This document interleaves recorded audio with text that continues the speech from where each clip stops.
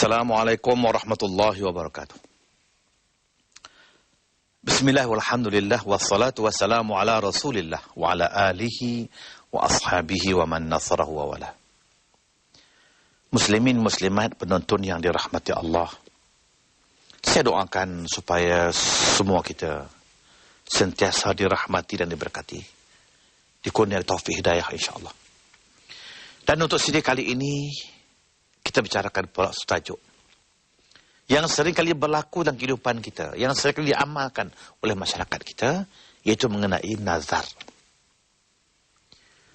Kalau disebut perkataan nazar, mungkin semua orang tahu. Tak payah kita terangkan, tak payah kita cakap. Satu perkataan yang senang disebut, yang mudah dipahami, iaitu nazar. Tetapi apa sebenarnya nazar ini? Oleh kerana berpunca daripada salah faham, salah tanggapan, maka lahirlah kesilapan-kesilapan pada melaksanakan nazar ini. Kadang-kadang kita tidak sedar. Maka sebab itulah saya mengajak sedang penonton yang dirahmati Allah, supaya sama-sama kita memahami apa itu nazar sebenar-benarnya. Mengikut pengertian istilah, nazar, bila mana seorang itu bernazar, arti ia telah mewajibkan kata dirinya untuk melakukan sesuatu dengan tujuan untuk mendampingkan diri kepada Allah Subhanahu Wa Taala untuk mendapat keredaannya. Baik, dalam konsep nazar ini, muslimin muslimat yang dirahmati Allah, kalau kita sebagai seorang muslim diwajibkan beberapa perkara. Kita diwajibkan bersembahyang, puasa, bersalat, haji, bersedekah, bantu orang, tolong orang, ini semua wajib. Maka oleh kerana semua yang wajib-wajib ini telah kita lakukan dan telah kita sempurnakan, maka sebab itu kita bernazar, artinya kita mencari lagi perkara-perkara lain yang tidak wajib, lantas kita mewajibkan diri kita untuk melakukan semata-mata untuk dapat keredaan Allah. Bukan kerana apa? Untuk menampil diri kita kepada Allah, untuk mendapat keredaan Allah Subhanahu Wa Taala. Itu artinya nazar. Tapi malang sekali. Kan ada di antara kita yang hobinya, minatnya suka bernazar, sedangkan yang wajib tak tertunai. Perkara yang telah sedia wajib, tak dilakukan. Sembahyang wajib, tak dilakukan. Puasa wajib, tak dilakukan. Tiba-tiba dia bernazar untuk nak sembahyang, nak puasa. Maka sebab itulah ulama-ulama kata, tidak menjadi nazar perkara-perkara yang sememangnya wajib. Kita bernazar bukan pada perkara-perkara yang wajib. Dan kita bernazar bukan pada perkara-perkara yang maksiat. Kita bernazar pada perkara-perkara yang harus, ataupun yang hukum asalnya tidak wajib, ataupun kita katakan sunat, semata-mata untuk mendapat keredaan Allah. Berpadukan hadis yang diriwayatkan oleh Ahmad dan Abu Daud. Qala Rasul sallallahu alaihi wasallam, la nadra illa limardatillah. Tidak dinamakan nazar melainkan semata-mata untuk mendapat keredaan Allah. Orang yang berniat nak melakukan sesuatu semata-mata kepada Allah, itu dinamakan nazar. Dan yang kedua, hadis juga mengatakan la nadra fi maksiatillah. Tidak termasuk dalam arti kata nazar jika benda yang dia nak buat itu perkara-perkara maksiat. Jelas muslimin muslimat yang dirahmati Allah. Bernazar artinya kita mencari benar-benar perkara-perkara yang tidak wajib, yang hukum asal bukan wajib, sunat saja. Maka kita kata atas diri aku untuk ini. Tapi kalau perkara yang dah wajib seperti sembahyang Jumaat, dia kata ke saya ni kalau PAS periksa nak pergi sembahyang Jumaat. Itu bukan nazar namanya. Sebab Jumaat tak nazar pun dah wajib. Oleh kerana selama ni dia tak pergi Jumaat, memang tak pernah pergi sembahyang Jumaat, tiba-tiba dia menazar, saya kalau naik pangkat insya-Allah nak sembahyang Jumaat. Itu bukan nazar. Sebab Jumaat ini kalau tak lulus periksa pun tak naik pangkat, memang jadi wajib. Maka sebab itu kalau kita nak bernazar, bernazarlah pada perkara-perkara yang harus, perkara-perkara yang sunat saja. Muslimin muslimat yang dirahmati Allah, kalau begitu Islam juga mengatakan, kalau kita tidak boleh bernazar pada perkara-perkara yang wajib, sebab dia sememangnya wajib, maka samalah kita tidak boleh bernazar pada perkara-perkara yang maksiat. Yang maksiat pun tak boleh. Contohnya, saya kalau isteri saya baik demam, nak pergi kasino. Pergi naik kelab. Maka dengan sendirinya, itu tidak menjadikan nazar. Mana nazar buat maksiat? Ataupun saya kalau begini, wah saya nak pergi kelab malam, nak pergi belakang mati cari perempuan pelacur. Itu bukan nazar. Sebab nazar tidak boleh pada perkara-perkara yang maksiat. Sebab seulang kali saya menyebut, nazar mesti pada perkara-perkara yang harus. Perkara-perkara yang tidak menjadi mungkar. Yang bukan maksiat. Dan semata-mata untuk mendapat keredaan Allah Subhanahu Wa Taala. Itu dikatakan nazar. Tapi yang penting yang perlu diingat ialah, setelah mana kita melakukan semua perkara-perkara yang wajib, maka kita nak mewajib diri kita benar-benar tidak wajib. Artinya, sengaja kita nak melakukan dengan niat dan tujuan untuk menghampirkan diri kita kepada Allah, untuk mendapat keredaan Allah, untuk mendapat redha Rabb, kepada Tuhan dengan perbuatan-perbuatan yang kita lakukan. Arti kita mewajibkan diri kita, kita paksa diri kita untuk melakukan perkara-perkara kebaikan. InsyaAllah kita akan terang lagi mengenai apa yang sepatut kita nazar bila mana kita ingin bernazar, insyaAllah. Apakah nazar ini ada dalam Islam? Apakah Islam mensyariatkan nazar? Apakah Islam menggalak kita supaya bernazar? Sebagai jawapan sebenarnya memang ada. Allah sendiri menggalak kita supaya bernazar. Ini jelas. Di antaranya apa yang difirmankan oleh Allah Subhanahu Wa Taala dalam surah Al-Baqarah ayat 270. Di antaranya. Dalam ayat 270 surah Al-Baqarah Allah berfirman, A'udzubillahi minasyaitonirrajim, "Wa ma anfaqtum min nafaqatin aw nadhartum min nadhrin fa innallaha ya'lamu." Yang bermaksud, apa jua yang kamu belanjakan daripada sedekah dan sebab ataupun infak, atau apa jua yang kamu nazarkan di antara jenis-jenis nazar, sesungguhnya Allah amat mengetahui. Ayat ini seolah-olahnya selain Allah menggalak kita supaya membelanjakan harta kita, tolong orang, bantu orang, maka Allah menggalak kita supaya bernazar.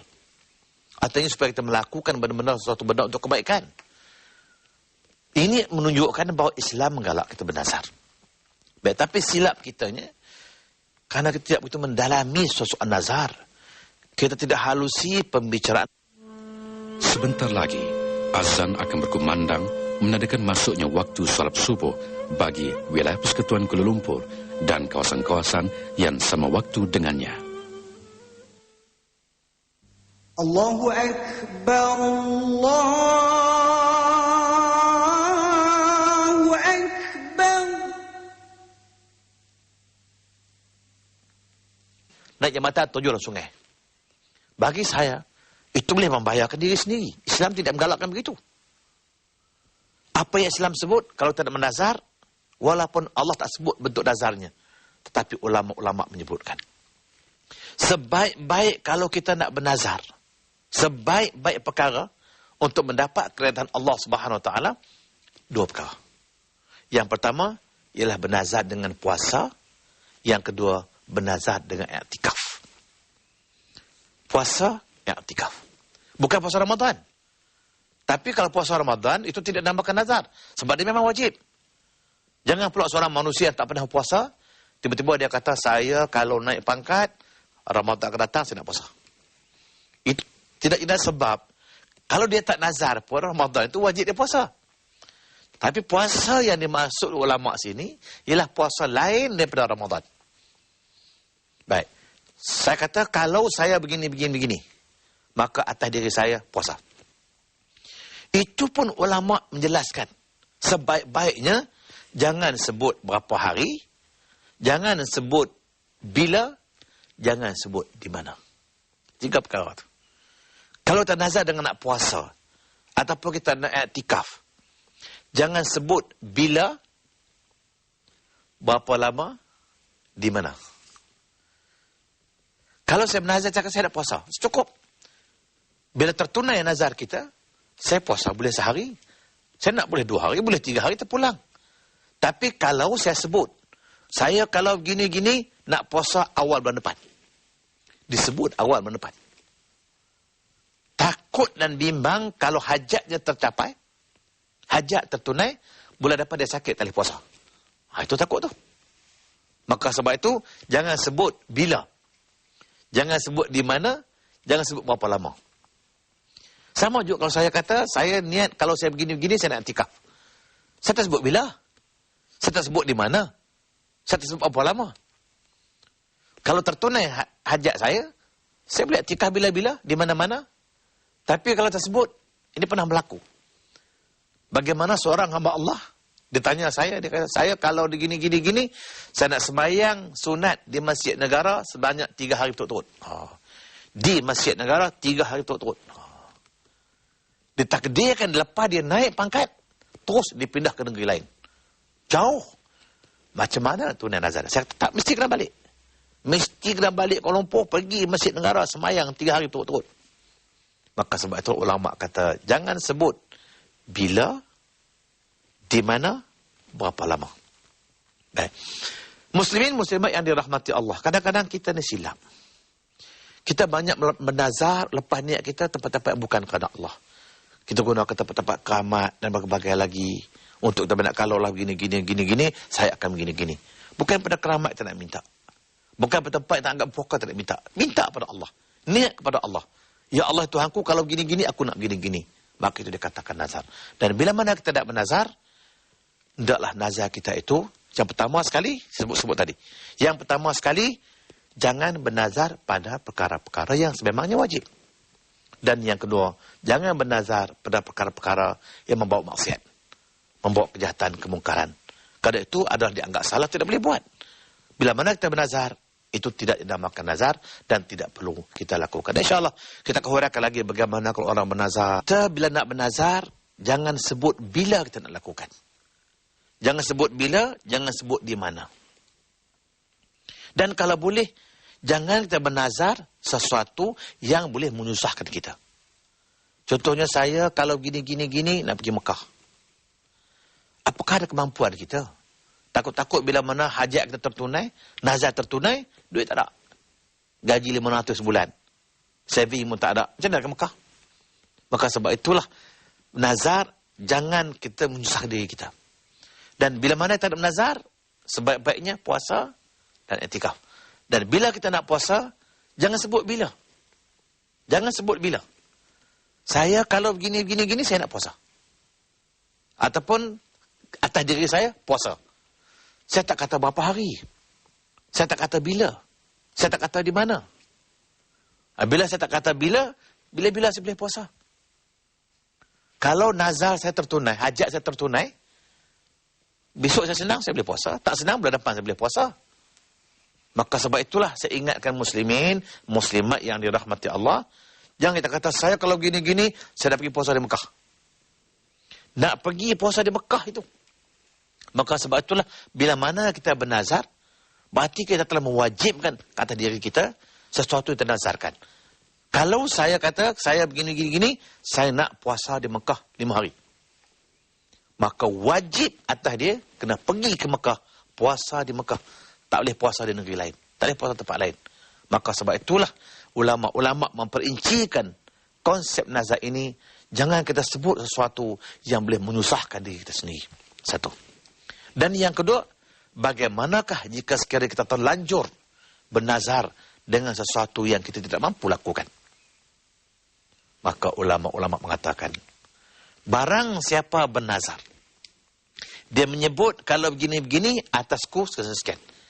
Aku akan buat begini. Tiba-tiba, selepas nazarnya tertunai, hajat tertunai, dia tidak dapat melakukan nazarnya. Tak dapat menunaikan nazarnya. Apakah boleh diganti dengan benda lain? Maka ulama kata tidak boleh.